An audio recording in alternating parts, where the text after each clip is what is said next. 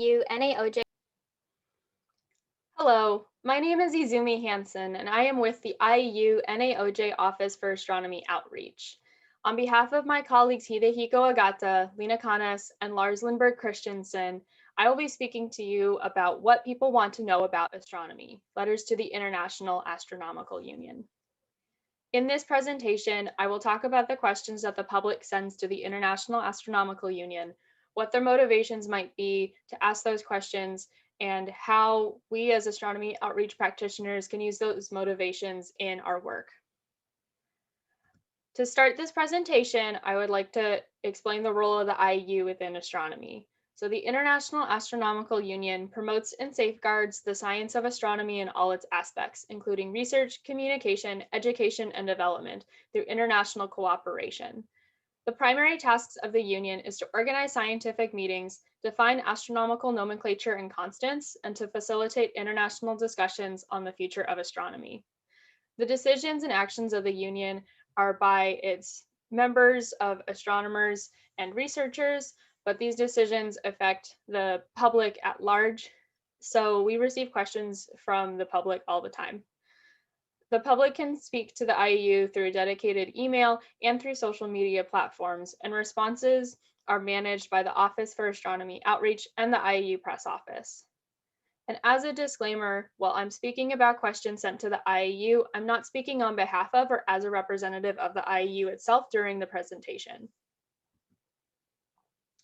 Between June 2020 and April 2021, we received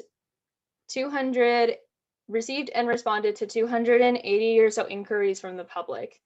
Their questions could be separated into about 36 different topics. The top topics were how to buy a star name, how to become a member of the IAU, and general questions about Pluto or dwarf planets. All of these topics could be separated into about 4 different categories.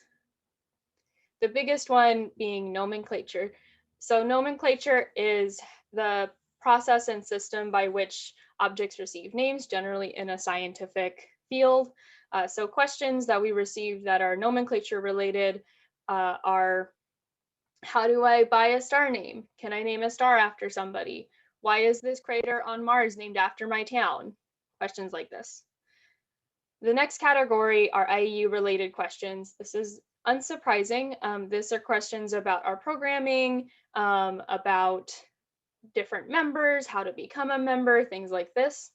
The third category that people tended to ask about was how they could contribute to research or how they could further their education in astronomy. So questions like, can you publish my research? Can you review my research?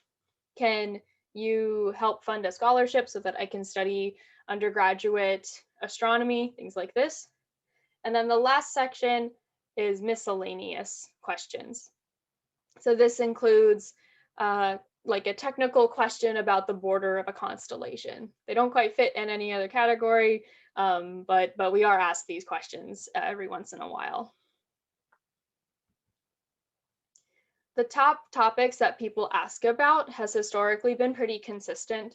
So this chart here shows exclusively the top questions sent to the public email. And as you can see, buying star names is #1 for the past 5 years, and Pluto tended to be #2. Before this, Pluto tended to be #1. So people are pretty consistent about what they're interested in knowing about. So what do these top inquiries tell us about why people are contacting the IAU? When people ask about stellar nomenclature, they generally are asking because they want to know how they can honor or recognize someone who had a significant impact on their life. So like someone passed away and they want to buy a star name to honor that person. Or, we sometimes get questions about why a crater is a certain name or something like that. So because of that, it really shows that people want to be a part of astronomy. They want to have a connection to how we understand astronomy. There's a permanency that people can feel with attaching a name to something astronomy related. And there's also universality to the night sky that goes to show when people from around the world are asking the same question, right? The other thing that these top inquiries tell us is that people feel a lot of ownership over how we understand the night sky. For certain nomenclature or constant topics, we do receive a lot of strongly worded messages and opinions from people. And because of that, it shows they feel ownership over the decisions that are being made and how we understand the science of astronomy. And also shows that they have a big investment in those decisions. And that kind of investment is something that we as astronomy outreach practitioners can use to create more enthusiasm. And the last thing that these top inquiries can tell us is that people really want to contribute and participate in the science itself of astronomy, and that's really exciting. People want to know how they can be a part of the field. And that participatory nature is something that we should definitely use as astronomy outreach practitioners and guide people towards. From the IAU level, from the international level, sometimes participating in research itself is a bit difficult because the IAU itself doesn't do research. So people have to get a bit creative if they want to have more participation in the work that the IAU does within astronomy. I've listed some examples here that people have done in the past to be involved with IAU work. So things like organizing asteroid searches, because if they find a new asteroid, they get to name it. Contributing to citizen science projects. These are long-term, but they do help the field of astronomy, and generally it's pretty accessible for most people with an internet connection.